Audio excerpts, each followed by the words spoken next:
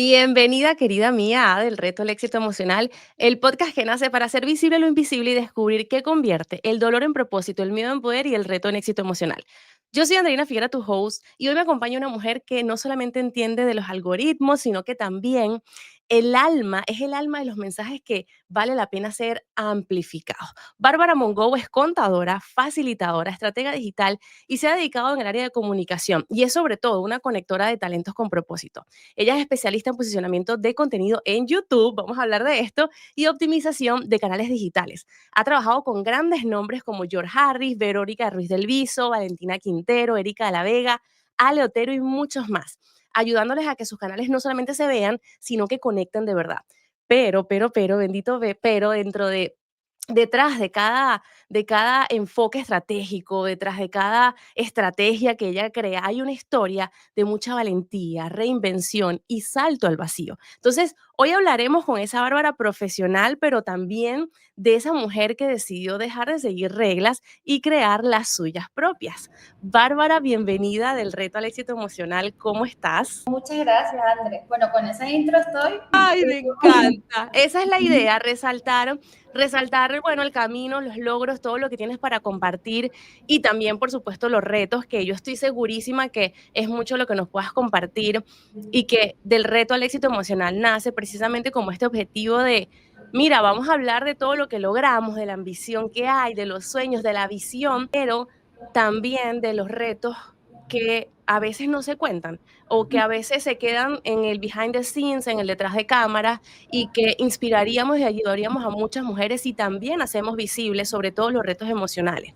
Entonces, yo voy directo al grano. Bueno, primero darte las gracias por estar aquí, por abrirte y por darme el espacio. Me gustaría saber, en una frase hoy en día, ¿cómo te defines a ti misma? ¿Cómo te defines como mujer y como profesional?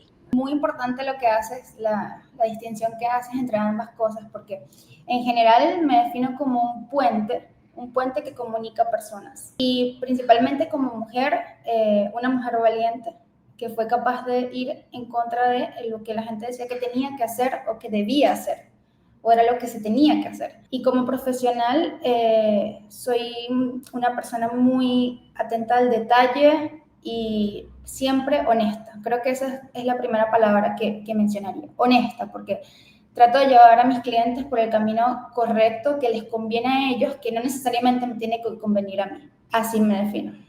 ¿Y qué te llevó, qué sientes tú que de tu experiencia y sí, de tu recorrido te llevó a convertirte como en ese puente? La crisis. La crisis me ayudó a entender que la gente siempre venía a mí a buscar solución sobre algo, pero que no necesariamente era yo la persona que sabía o que podía responder lo que ellos necesitaban. Entonces dije, oye, pero creo que soy un puente que comunica a personas, porque digamos que una de mis cualidades es que soy muy extrovertida, conozco mucha gente, hablo, converso. Quizás antes se veía como que era la más extrovertida del salón y eso quizás incomoda. Incluso cuando estás en lugares donde hay grupos, puede incomodar que tú siempre sales que alces la mano. Pero creo que en mi casa me enseñaron que si yo tenía una duda o si quería hablar algo, tenía que levantar la mano. Entonces eso siempre me ha dado una voz y esa voz me ha permitido llegar a muchas personas que quizás no están conectadas, pero que yo puedo ser ese puente que las una. Me encanta, claro, también es te consideras una persona curiosa, porque Sí, claro, esa necesidad y bueno, aquí me voy a adelantar ya a algo, pero antes de empezar a grabar te decía, esta es la primera vez que conversamos, no, sigo y venía rastreando a Bárbara y de eso quiero hablar por las redes, porque llego a ti y hubo dos cosas que me llamaron la atención de lo que encontré a través de tus redes sociales. Una fue un post que me parece que tienes pineado que habla sobre la realidad detrás de crear contenido en YouTube, que quiero adentrarme eso más adelante, pero lo que quiero resaltar aquí es lo que me llamó la atención de ti y que va muy alineado a cómo te escribes, que es la honestidad y la verdad que hay detrás de crear contenido en YouTube, que no es soplar y hacer botella. Esto requiere de una inversión diaria. Insisto, no me quiero adentrar allí, lo vemos más adelante, lo del tema YouTube, pero me llamó la atención eso y me llamó la atención una causa que tú escribiste en tus stories en una ocasión, no sé si recuerdes, que yo dije, wow, me encantaría hablar con esta mujer. Y era algo relacionado a que tu misión o tu causa o un gran sueño que tienes es el alfabetizar a muchas personas o muchos niños que con necesidad. Y me pareció tan potente porque yo creo en el poder de la causa y la visión, no como el logro de tengo algo, y que no está mal, ojo, me encanta tener, me encanta generar, me encanta facturar, pero a que lo que sea que vaya a hacer tenga un propósito y una causa más allá. Y eso me hizo conectar muchísimo contigo. Háblame de esa visión y esa causa, y esto lo conecto con la curiosidad, porque una persona que le guste leer, que incentive esto, es una persona curiosa por la vida y, insisto, bueno, con una causa hermosa. ¿Qué papel juega la curiosidad y esta visión que tienes en tu vida? Me emociona muchísimo que hayas conectado con eso, porque creo que es de las cosas que menos he trabajado, digamos, directamente, el tema de crear ese libro o ese material didáctico para las comunidades, pero viene justamente de la niñez, de la curiosidad de siempre aprender y querer más. Creo que era como todos los niños, esa persona que estaba, por qué, mamá, pero por qué esto, por qué aquello, y en mi casa nunca me cerraron la posibilidad de darme la respuesta. Siempre había una respuesta. Y eso motivó mi curiosidad. Y esa curiosidad o esa motivación me llevó a poder explorar cualquier cosa que yo quisiera hacer. A veces le digo a la gente que no me gusta definirme como una especialista en YouTube porque creo que mañana puedo despertarme y querer ir a la NASA, por ejemplo. Entonces, también eso es algo que se ha subestimado muchísimo, las personas multipotencial. No necesitamos ser una cosa o hacer una cosa, podemos ser muchas cosas. Entonces, esa curiosidad me llevó a darme cuenta que, bueno, y el voluntariado, creo que esto es importante mencionarlo. Desde los 16 años hago voluntariado porque es una de las actividades que más me gusta, porque me nutre, sin necesidad más que de dar. Entonces es muy bonito lo que encuentras cuando te ves dando ayuda, palabras, consejos, simplemente una charla o un material que puedan necesitar en estas comunidades, y eso puede tener un impacto muy profundo a donde estás hablando. Y tú simplemente estás dando un poquito de tu tiempo, que para muchos puede ser fastidioso o no le ven el sentido porque eso no da dinero. Entonces, cuando uní dos cosas, la curiosidad y el voluntariado, me di cuenta que, bueno, y ni siquiera hace falta darse cuenta, en las estadísticas está que las mujeres que están, digamos, bajo opresión, de alguna u otra manera, por cualquier persona en su casa, la mayoría son mujeres que incluso no tienen un nivel de alfabetización importante, incluso no saben leer ni escribir. Y más allá de eso, creo que también los niños hoy en día están muy influenciados por esto que es el mundo digital.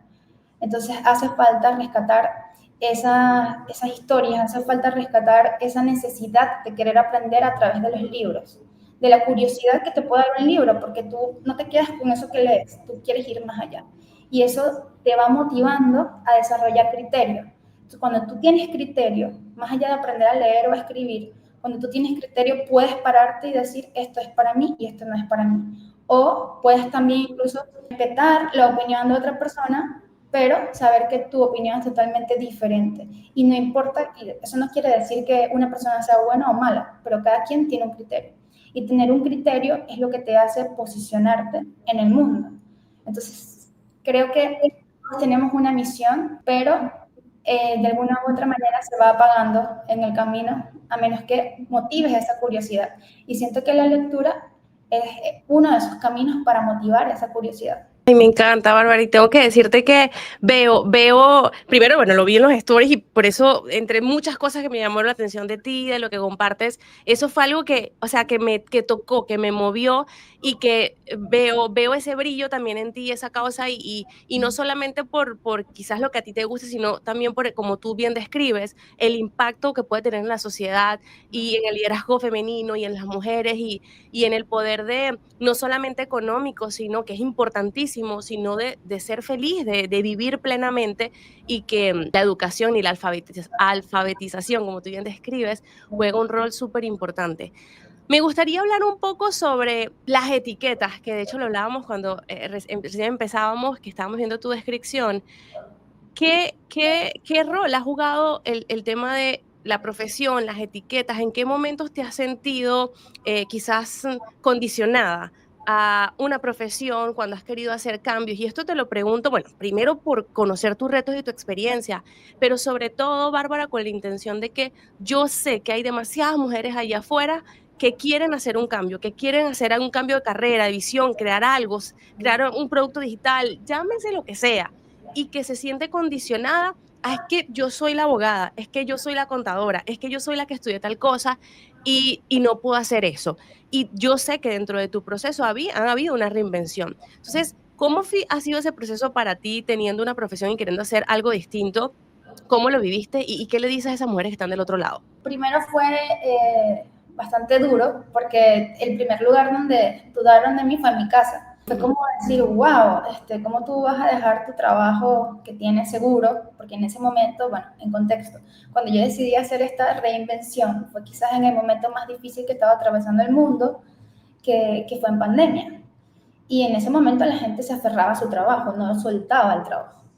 Pero ya venía de una crisis emocional anterior a eso, una ruptura, y una cosa se sumó con la otra, entonces dije, ¿sabes qué? Yo no me siento feliz haciendo esto, yo necesito tener un plan B, porque esto no me llena. Y empecé a recordar como si fuera un manual, que eran esas cosas que me hacían feliz. En ese momento no sabía nada de las metodologías de propósito, del para qué, el por qué, el cómo. No entendía nada de estas teorías que pues pueden ayudarte a llegar a la meta más rápido, pero fue intuitivo. Entonces dije, los momentos donde más he sido feliz es cuando hago voluntariado, cuando estoy liderando las comunicaciones, cuando estoy organizando muestras a clientes, porque a través de esos voluntariados, pues siempre me estaban animando a estar en el área de comunicación.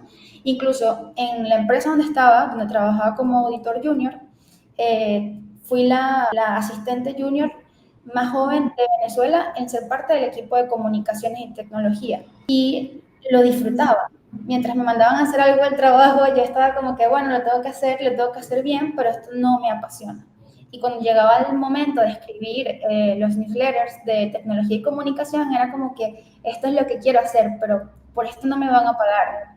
Era lo que me decía. Y llegó la pandemia, se presentó la oportunidad de poder hacer uno de los primeros cursos de marketing. Fue con Verónica Ruiz del Viso. Y una cosa llevó a la otra. De pronto, meses después, estaba trabajando en sus empresas y así han pasado los años y ha sido una reinvención tras otra reinvención. Al principio la gente me cerró la puerta cuando yo quise estar en el área de comunicación de arriesgada. Yo digo que la ignorancia pues es un temazo, pero a veces hay que serlo para que arriesgues. Yo agarré y creé mi currículum, que era todo de contaduría, y lo mandé a varias agencias de marketing. Y en las tres agencias me dijeron, no, mira, no tenemos vacantes para contadores ni licenciados en administración ni nada relacionado. Y yo dije, pero es que yo no estoy postulándome para eso, yo quiero trabajar en comunicación. Y me dijeron, no, no sentimos, no podemos. Y la cuarta oportunidad fue cuando hago el bootcamp y es cuando me contratan en las empresas de Vero y ahí fue cuando empezó todo. Entonces dije, qué bien que me hayan rechazado tantas veces porque en realidad era lo que necesitaba. Y ahora entiendo por qué me rechazaron y entiendo también el valor que me dio haber pasado por todo eso. Entonces, esa creo que es uno de los primeros escenarios que deberías saber si quieres arriesgarte o reinventarte. Que te van a decir que no, te van a rechazar, te van a decir, es más, que te rechacen, es mejor. Porque así cuando te acepten, vas a generar mayor valor por eso y te vas a, digamos, empoderar más. Porque es muy fácil que te digan que sí, pero duele mucho que te digan que no y que te cierren las puertas. Y creo que también te va a enseñar a ser costra y sobre todo a saber si tú realmente quieres eso. Creo que has mencionado eso que acabas de decir, bueno, todo es espectacular, pero coincido contigo con eso de hecho, a mí me ha pasado con del reto al éxito emocional y invitadas que, ¿sabes? Puedo tener una ilusión y tengo una visión y una causa muy clara y que a veces ese no, como tú dices, este refuerzo a que, bueno, no es por aquí, es por allá, pero te hace validarte y cuestionarte. qué tanto quieres esto y qué tan dispuesta estás tú en dar esta milla extra. ¿Tienes alguna creencia social que identificada que puedas decir, André, esto lo tuve que trabajar y superar porque era algo que, no sé, me tenían ahí como, estaba fichada? ¿Tienes alguna creencia identificada? Sí, hasta el día de hoy todavía me dicen como cómo una contadora puede estar haciendo trabajo de comunicación. Y la verdad, justo esta semana pensaba que no hace falta tener una profesión de comunicación para trabajar en comunicación. Lo que hace falta es aprender a hacer y pasar por todas las áreas. Y eso me dio el ser contador hizo que yo tuviera que pasar por todas las áreas para poder prepararme. En la primera agencia estuve 3 años en el departamento de ventas. Luego me pasaron al departamento de contenido, hice contenido incluso para campañas como Vos Veis de Navidad. Luego pasé al área de Project Management para poder entender cómo se levantaban los proyectos. Luego pasé por estrategia y así sucesivamente. Eso me permitió aprender de todo un poco y en la práctica, cosa que no te da la universidad ni un título.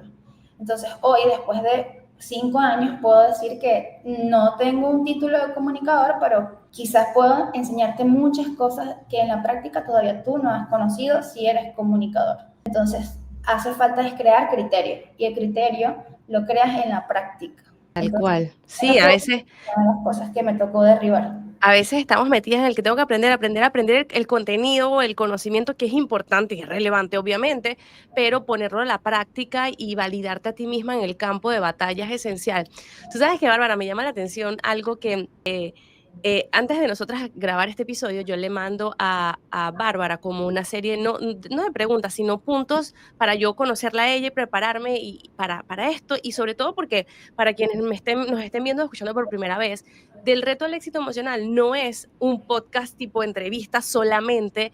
Háblame de todo lo que tú haces y tu experticia. Es un estudio social que tiene como objetivo 100 entrevistas, en el cual yo tengo varios puntos emocionales, sociales, de retos que cubrir. Entonces, en esas preguntas que yo le paso a Bárbara, Bárbara me comenta algo como un poco lo que ella sentía cuando veía personas, por así decir, vende humo, gente y tú dices, Dios mío, esta persona que está hablando de esto como sin noción y que podemos hacerlo desde un juicio y tú sientes que tienes esa capacidad de hacerlo mejor, pero no lo haces.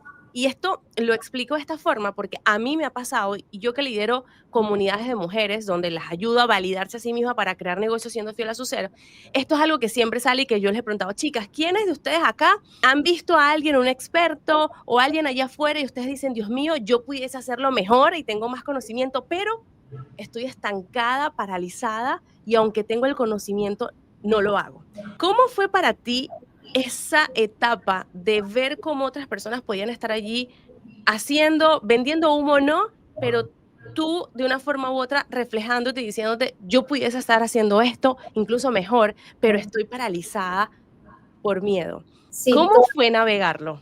todavía me pasa incluso el síndrome del impostor y la parálisis por análisis. Son dos cosas que pues nos afectan a todas las personas. Para no decir creativos como creativos, una A persona, todos. a todos. Y es porque sabes cómo se hace y sabes cómo se hace bien o cómo podría hacerse bien.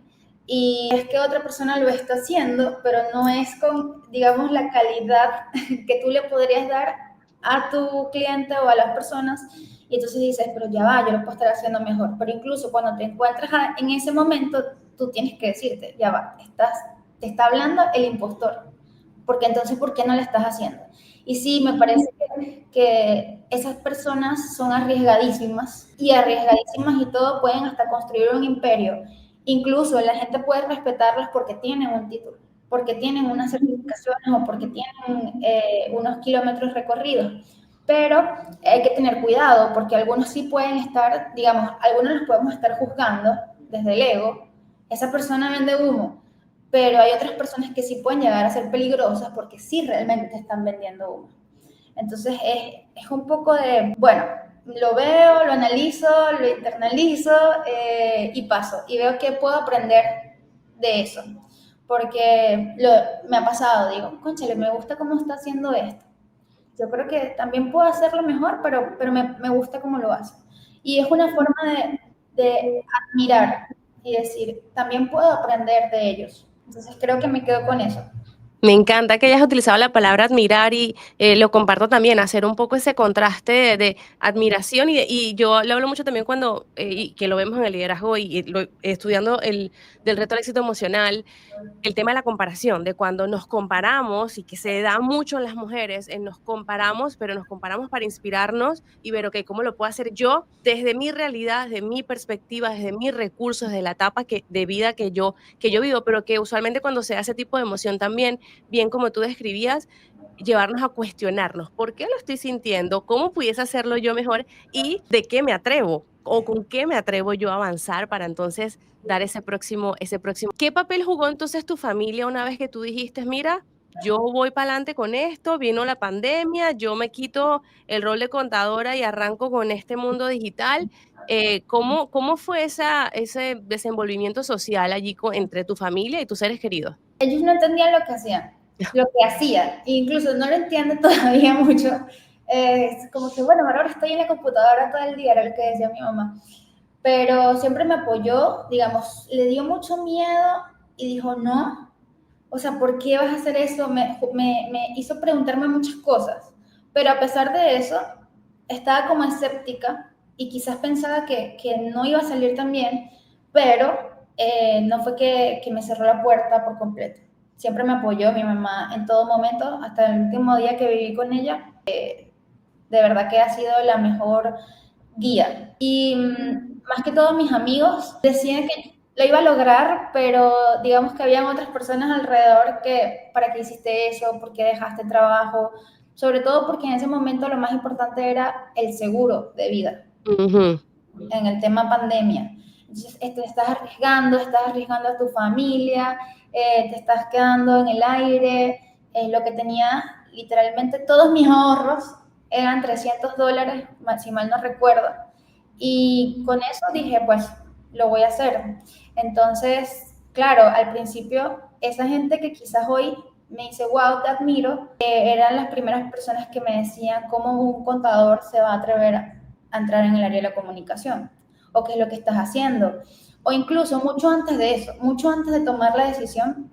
Recuerdo un episodio que creo que dejé en algún post o en alguna historia, donde era muy adolescente y tenía un grupo de amigos y en ese momento estaba explorando como la idea de ir a grabar personas o tomarles fotos en la calle y crear historias, como escribir historias.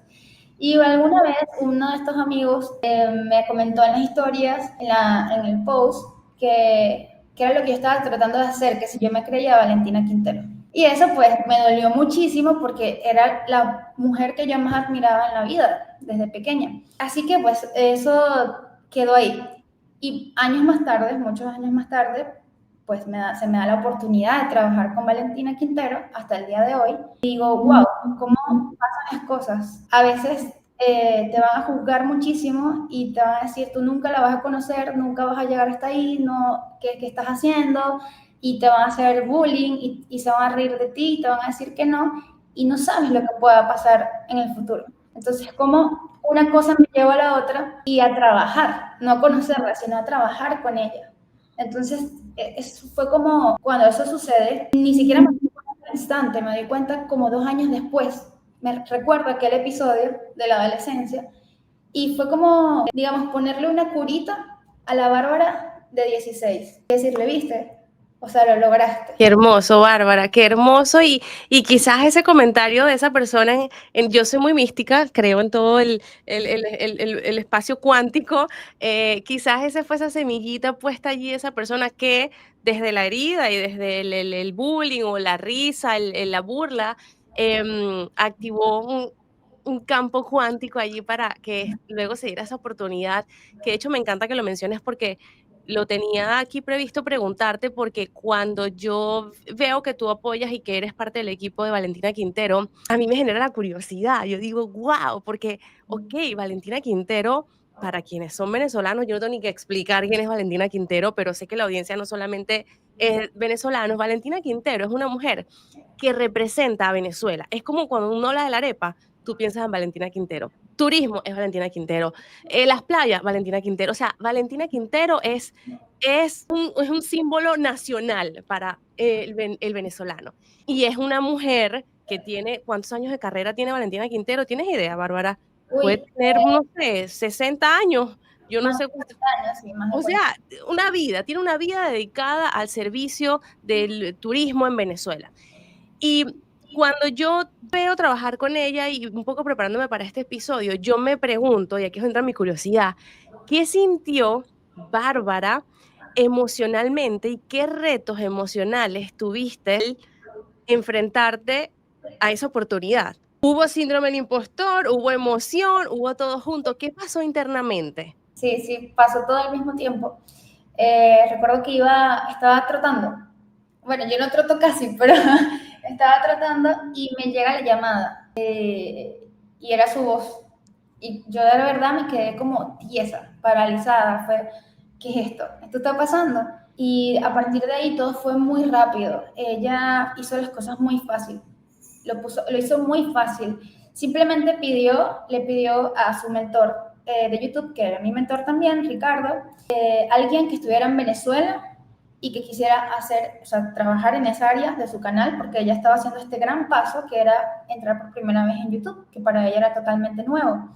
Entonces necesitaba a alguien que la llevara de la mano y que la ayudara a entender cómo funcionaba esta plataforma. Y yo estaba, digamos, meses nueva aprendiendo a entender la plataforma y estudiando las mentorías y todos los cursos. Así que fue una unión, se basó en confianza de ambas partes. Entonces no fue difícil porque ella me hizo sentir que lo íbamos a lograr y yo en ese momento del síndrome del impostor, por más que estuvo ahí presente, de que vas a fallar, todo esto va a salir mal, no logró ganar el síndrome del impostor. Qué maravilla. No, para nada. Y como te explico, no solamente la parte de YouTube, con ella ha sido una cátedra total de aprendizaje, tanto de equipo, de liderazgo, de empoderamiento, de sentido de pertenencia. Ya la admiraba literalmente desde que era una niña, desde bitácora, y trabajar con ella me permitió admirarla 3 veces más. Y creo que eso es lo que me gusta resaltar cada vez que me preguntan cómo es trabajar con ella, es como ella se muestra, no es una imagen, no es un personaje, como sucede muchísimo con las personas de los medios de comunicación que entran en lo que ellos mismos llaman el personaje cuando prenden una cámara. Y pues no es así. Aprendes muchísimo y te da como esa sensación de que hiciste algo por tu país, o sea, esa venezolanidad. Creo que eso es lo más bonito que me he llevado trabajando con ella. No, y no es que hiciste algo, has hecho y continúas haciendo muchísimo, porque, por ejemplo, yo que tengo ya más de 15 años fuera de Venezuela, tener a Valentina Quintero en un canal de YouTube me ha hecho estar cerca, sentirme cerca de Venezuela. Entonces es como, literal, estás ayudando y aportando este símbolo de orgullo nacional y qué maravilla que hayas tenido esa oportunidad y que no hayas parado pelota al síndrome del impostor y que te hayas abierto. ¿Qué consideras incluso de trabajar con alguien como Valentina Quintero? Que no estoy hablando con los logros de Valentina Quintero, sino con una persona de tanta experiencia, con tantos años, ¿sabes? Con tantos años, con sí, todo el bagaje que tiene de vida. ¿Cuáles han sido los dos, tres aprendizajes más profundos que te llevas de trabajar con alguien con tanta experiencia y con tanto recorrido? Que a tu corta edad, que no sé cuántos años tienes, pero es una corta edad comparado a Valentina Quintero, que tú a tu corta edad ya hayas absorbido. ¿Cuáles serían, Bárbara? Primero, sobre todo tiene que salir bien. Es decir, ella confía en el equipo, porque no soy yo nada más, somos como 6 personas en el equipo. Y hace que se compaginen de una forma que rueden solos. Si ella no está, todo va a funcionar. Y esa cátedra es de la atención al detalle. Todo tiene que salir bien. Ni un crédito puede salir mal en un episodio. Tan sencillo como eso. Porque si se va a hacer, se va a hacer bien. Creo que esa es la primera cosa que he aprendido de ella. La segunda es tomarme las cosas como con ligereza. Aunque ella explica que eso le tomó años, tener esa ligereza, esa sabiduría, hay cosas que son importantes y otras que son urgentes y otras que simplemente no valen la pena.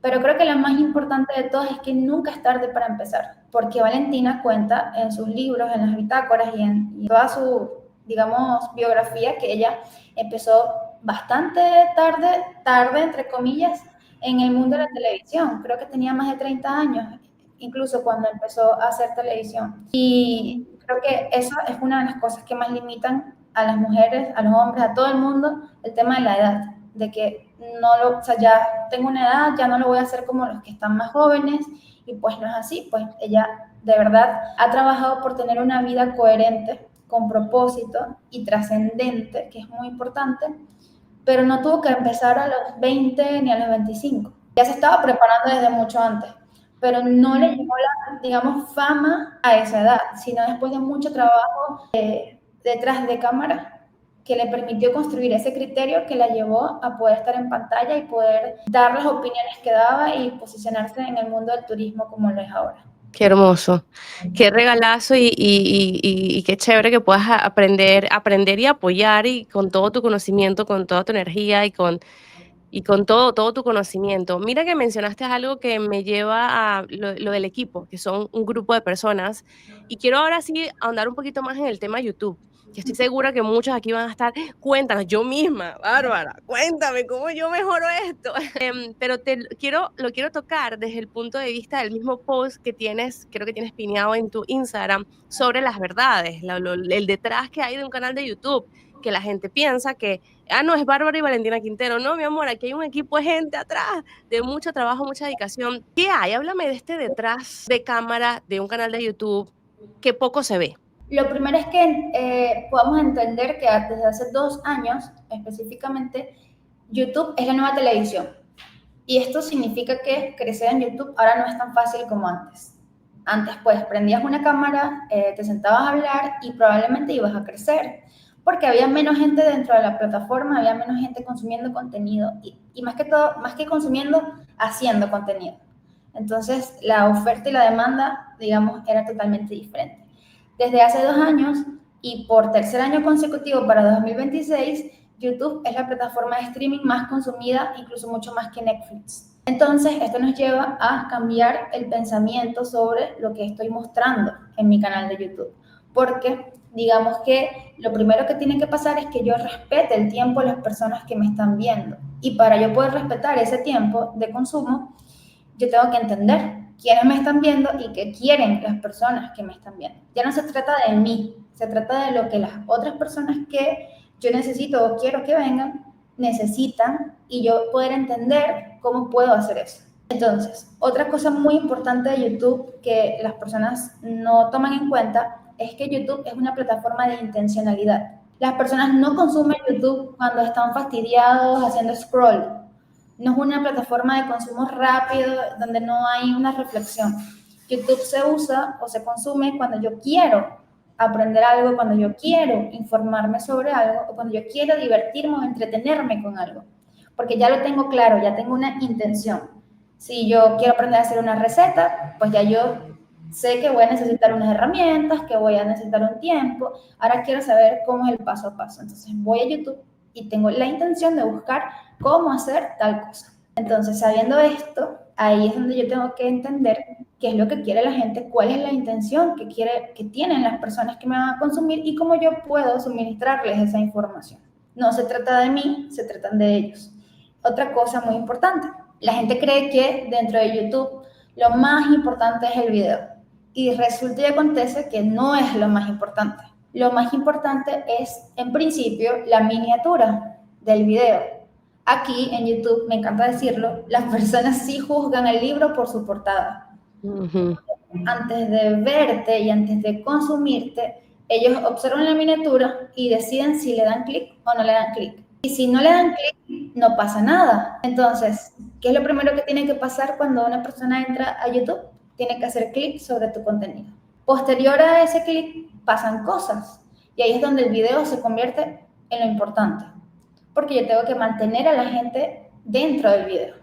Y hablamos de la retención. Entonces, otra de las métricas más importantes de YouTube es saber cuánto me consumen las personas y cómo yo puedo hacer que se queden más tiempo. Pero eso todavía no es lo más importante. Tenemos otra métrica más importante y creo que la que menos miran los creadores y es cuántas personas vuelven, el porcentaje de consumidores recurrentes. Si yo voy a hoy a presentar unas métricas ante un potencial cliente, yo necesito llevar al menos estas tres métricas. Porcentaje de clic sobre miniatura, porcentaje de retención del video durante los primeros 30 segundos y tiempo total, y el porcentaje o número de usuarios que consumen mi contenido recurrentemente. Que son los fieles. Los fieles. ¿Por qué? Porque antes, si decimos que era es la nueva televisión, ¿qué es lo que se medía en la televisión antes? El porcentaje de rating. El rating, correcto. Entonces, y con todo eso, el rating era una cosa que no se podía saber al 100%. No Era, como se sabe ahorita en YouTube, que uno sabe cuánto tiempo vio, cuánto tiempo tuvo los ojos puestos ahí. con YouTube es muy transparente, es una de las plataformas que más me gusta, porque no porque trabaje en ella, sino porque es la plataforma que tiene las estadísticas más exactas, más precisas, más abiertas, es honesta, es una plataforma honesta, que te dice, esto es lo que la gente hace, cómo lo hace, cuándo lo hace. Ahora, tú tienes ya tienes todo el material, resuelve cómo vas a hacer que la gente vuelva, cómo vas a hacer que la gente se mantenga. Y ese es lo que te reta como creador a poder hacer mejor contenido. ¿Ok? Entonces, más allá de todo esto que te acabo de decir, que son las estadísticas y los, digamos, puntos importantes que tienes que saber de la plataforma, lo que más se subestima es el hecho de pensar que solo con prender una cámara ya te vas a hacer famoso o te vas a hacer youtuber. Y bueno, tú que estás aquí y que tienes tiempo haciendo esto, puedes entender que cada nuevo video tiene un nuevo insight, tiene una nueva métrica, tiene números que unos son subidas y otros bajadas, que cuando estamos hablando de formatos de entrevistas como estas, a veces puede llegar a ser muy invitado dependiente. Dependiendo del invitado, los números van a cambiar. Entonces, hay un pensamiento estratégico que no se está considerando cuando simplemente quiero decir o digo que quiero ser youtuber. Porque no se trata de mí, de que yo quiera ser youtuber, sino cuál es el valor que yo le voy a aportar a la gente que me va a consumir y cómo lo voy a hacer. Y para hacerlo, ahorita en este momento donde hay más gente compitiendo dentro de la plataforma, necesito un equipo de especialistas, porque si dije que la miniatura es lo más importante, no puedo jugar con, digamos, el aspecto más importante de un video.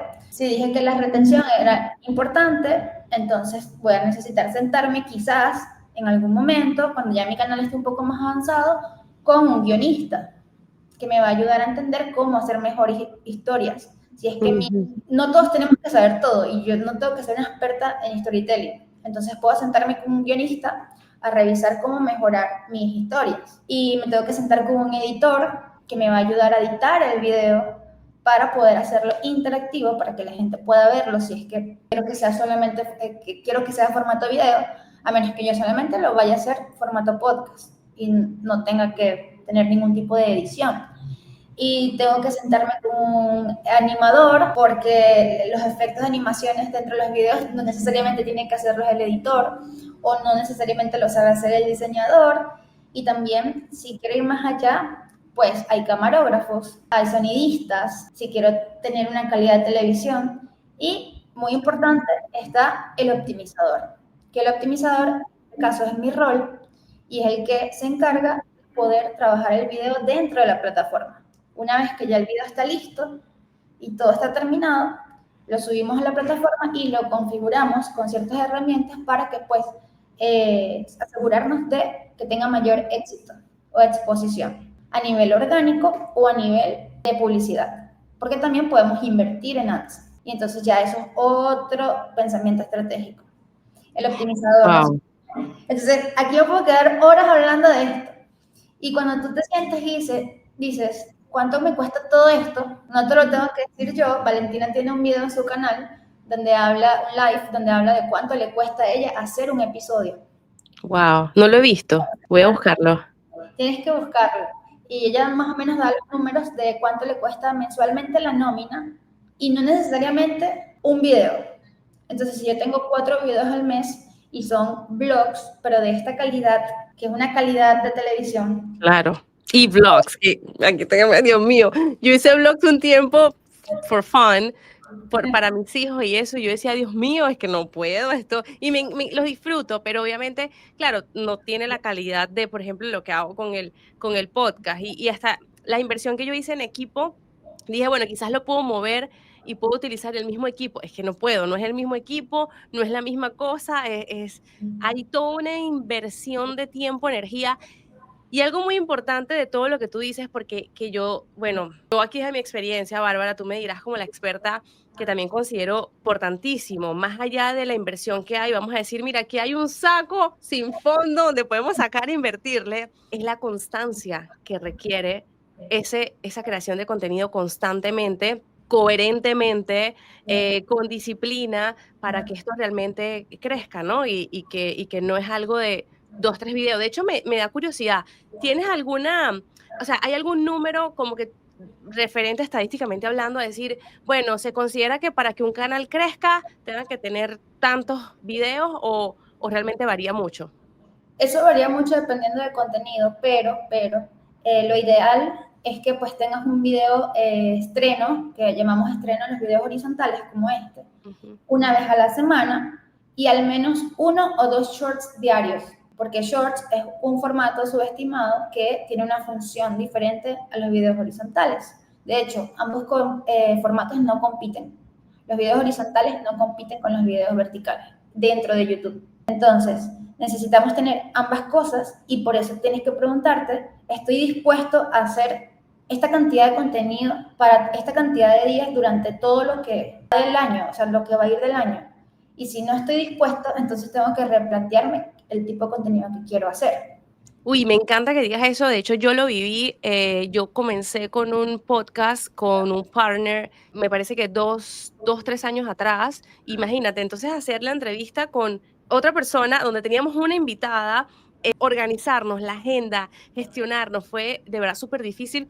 Creo que no llegamos ni a 20 episodios y fue así como que no podemos sostenerlo. Y en ese momento paramos ese proyecto, de hecho lo dejamos a un lado y yo sí como que internalicé eso de que si voy a arrancar con esto, tiene que tener un nivel de inversión en tiempo, energía, dinero y compromiso a largo plazo. Y pasaron 2 años de eso y es cuando inicio con Del Reto al Éxito Emocional, que para quienes igual no conozcan un poquito la historia del proyecto, incluso tú, Bárbara, Del Reto al Éxito Emocional nace porque yo hice un máster en psicología positiva e inteligencia emocional, donde al final de ese máster, que fue el año pasado, yo estaba embarazada de mi segundo hijo, ya por dar a luz cuando hago ese máster, y había que hacer un proyecto como tesis al final, ¿no? Para plantear una solución relacionada a la parte emocional. Y yo tenía claro que tenía que ser relacionada al emprendimiento femenino y a los retos emocionales y los retos emocionales que tenemos las mujeres ambiciosas, sea emprendimiento o a nivel corporativo, a nivel profesional. Y en ese proceso yo digo, yo no puedo hacerlo, estoy a punto de dar a luz, no voy a poder hacer el podcast porque yo quería hacer la tesis en vivo a través del podcast. No se da porque estaba yo dando a luz y todo el cuento y dije, yo voy a esperar.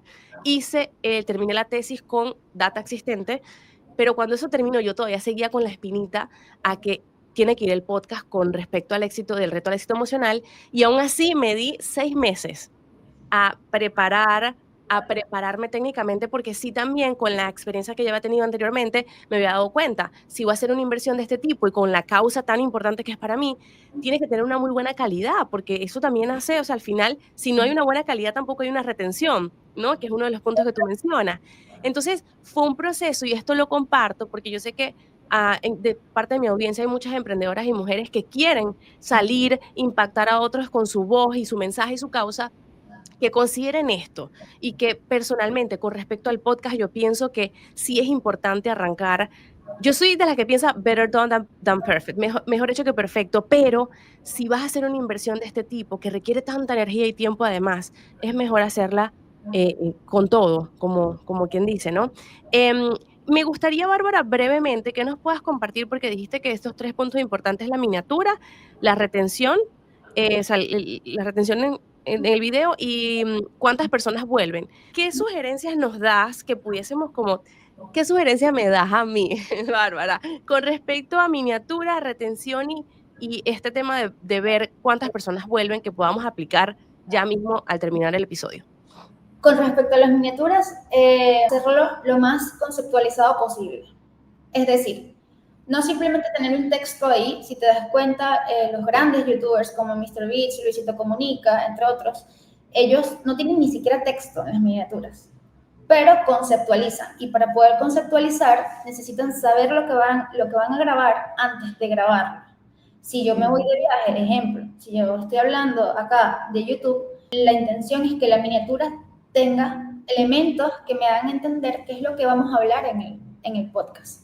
Si yo me voy de viaje para China y voy a grabar las 5 comidas callejeras más famosas de China, lo importante es destacar una de esas comidas dentro de la miniatura. Entonces, preparar el material, la preproducción, poner la atención en la preproducción para saber cómo tener una mejor miniatura. Eso es sumamente importante. Bueno, y también poder estudiar las miniaturas anteriores que tienes en tu canal para entender cuál gustó más que otra, poder hacer las pruebas de A/B testing, que ahora YouTube nos permite probar ese A/B testing hasta entender qué es lo que le gusta a nuestra audiencia. Saber que una miniatura exitosa tiene alrededor de un porcentaje mayor a 5% en clics en miniatura. Entonces ya puedes ir midiendo si mi miniatura no es tan buena, si es buena, si es muy mala o si hay que mejorarla. Con respecto a la retención, hay que analizar cuál es el porcentaje total de retención del canal promedio. Es decir, todos los videos tienen una retención diferente, porque como mencionamos, a veces unos dependen del invitado, de la conversación o del tema y que no conecta con otras personas. Entonces, si mi retención es de 15 minutos, que es muy buena, si mis videos son de 40 minutos, 30 minutos, si mi retención es de 15 minutos, yo tengo que pensar qué voy a hacer a partir del minuto 14 para hacer que la gente se quede más y poder ir aumentando la retención cada vez. Ok. Nos ha pasado en varios canales y nos pasó en un canal que, pues, digamos, es mi canal estrella, donde nos seleccionamos cada momento. Entonces, si yo tengo una retención de 15%, entonces quizás está fallando la historia o cómo lo estoy contando. Lo importante de la retención es entender justamente cómo aumentarla cada vez más. Porque mientras más parte del video consume la gente, YouTube entiende, el algoritmo entiende que es muy bueno y le empieza a mostrar más. Entonces, todas estas métricas le van dando alertas a YouTube para que lo siga impulsando de forma orgánica, que es lo que buscamos en principio. Antes de invertir en ads es poder tener unas buenas métricas saludables orgánicas para poder hacer esas inversiones en ads. Porque si es necesario, cuando ya quiero salir de, digamos, la muestra que me está viendo siempre. Pero antes vamos a ver cómo podemos hacerlo orgánicamente. Ahora, con respecto a los seguidores recurrentes, esto es fidelización y esto va a depender de si realmente estoy escuchando a mi audiencia. Porque mi audiencia va a volver, porque yo le di un buen contenido de calidad, porque no traicioné su confianza, porque si yo dije que les iba a enseñar las 5 comidas más famosas de China, yo mostré las 5 comidas más famosas de China. Evitar el clickbait es muy importante, que en principio funcionaba porque la gente, ay, aquí voy a aprender cómo hacerme millonario en 60 segundos. Y cuando hacían clic, era todo menos eso. Y eso ilusiona al usuario y hace que no vuelva más. Entonces, es importantísimo responder a lo que tú estás prometiendo, cumplir tu promesa y hacer que la gente pues se suscriba para que cada vez que haya un nuevo estreno, la plataforma se lo sugiera. Y yo me imagino que eso está cada vez más retador, por así decir, porque con tanto contenido y tanta inteligencia artificial es muy fácil ahorita crear lo que hablábamos hace un rato del contenido vende humo. Esto es tal cosa y cuando te metes, ay, no, no es por ahí. Sí, Bárbara. YouTube está, digamos, reestructurando sus políticas para que eso no pase, porque YouTube entiende que los creadores invierten una cantidad de tiempo para poder crear, entonces qué lástima que esto se vea afectado por la inteligencia artificial. Estuvo siendo afectada en los últimos meses, pero han estado haciendo ajustes, cambios, muchos cambios, para poder favorecer a los creadores que generan contenido de calidad y que generan contenido real. Me encanta. Yo sé que, bueno, yo puedo pasar horas escuchándote y sobre todo con temas de YouTube y de todo, la verdad, y agradezco enormemente todo lo que compartes. Esto ha sido como una mini masterclass de YouTube y yo sé que es un mundo, bueno, un mundo que uno se adentra y son muchas cosas. A quienes se interesen, sin duda vamos a dejar tus redes sociales en la descripción de este video para que conecten contigo y que se apoyen y puedan aprender de ti y que puedas apoyarlos. Pero antes, obviamente que aquí hablamos del reto al éxito emocional, de las emociones, de lo que hay detrás, ¿no? Y me encantaría saber qué significa tener éxito emocional para ti. Wow, tener éxito emocional es poder despertarme cuando mi cuerpo ya lo necesite y no tener que ir deprisa a todo, no tener que estar apurada porque tengo que cumplir un horario, porque tengo que cumplirle las expectativas a alguien más. Es simplemente trabajar por lo que a mí me hace feliz y tener la posibilidad de incluso elegir mis proyectos y de elegir con quién no trabajar, porque eso ha sido, digamos, lo que más me he disfrutado, poder saber, entender a dónde yo puedo agregar valor y dónde no puedo agregar valor, porque simplemente no hay match.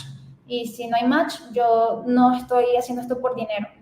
O sea, el dinero es una consecuencia de hacerlo bien. Y pues yo quiero hacerlo bien y para hacerlo bien tengo que sentirme conectada con los proyectos a donde estoy. Qué hermoso. Bárbara, ¿y cómo te ayudas? ¿Qué haces en tu día a día para sostener ese éxito emocional, para cuidarte, para estar bien, en esos momentos en el que aparece el síndrome del impostor o lo que sea? ¿Cómo te traes a tierra? ¿Cómo te ayudas? Lloro, Me encanta. lloro la mayoría de las veces, lloro. Es mi forma de digamos, sí, autorregularme.